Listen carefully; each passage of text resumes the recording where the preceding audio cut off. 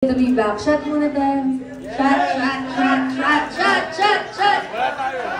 Ayan na to. Wow. Eh, ano po to?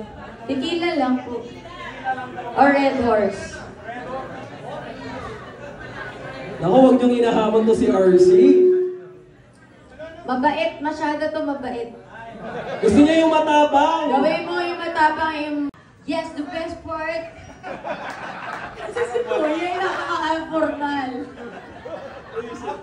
Nakaka-formal. Hindi, syempre, the best part is, of course, having to spend time with everyone here. It's always the people. It's always the Filipino spirit na talagang babalik-balikan. Hanapin mo kahit sa parte ka talaga ng mundo.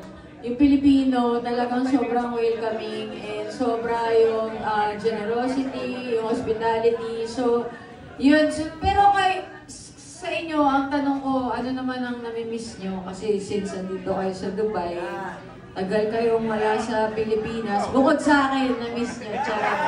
Bukod sa mga minamahal yung mga jowa nyo, ganun.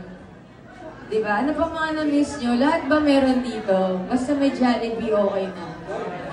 May Jollibee. Basta, yay! Goal! Thank you, bebe. Mga matured na. Cheers! Cheers, everybody! Raise your glass! Raise your glass! Cheers! Thank you, RT 2.0. Maraming po salamat. Cheers, more beers! Shot puno!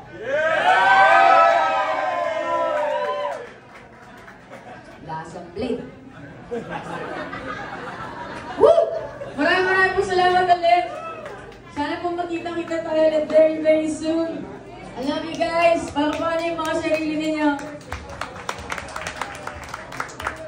Ay! By the way, di ko alam kung mapapanood niyo pero may pelikula po kami. Sinagtala. Di ko alam kung ano. Party na! Party. Once again, ladies and gentlemen, let's give it up for RC Munoz! And alright, party people, nag-enjoy ba kayo? I hope you had fun as much as we did.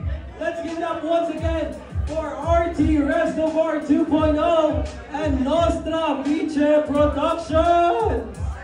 Thank you talaga ako. Hindi ako ma-excited kay RC tonight. And here's something to watch out for. RT Restobar 2.0 is opening very, very soon in Abu Dhabi. So sa mga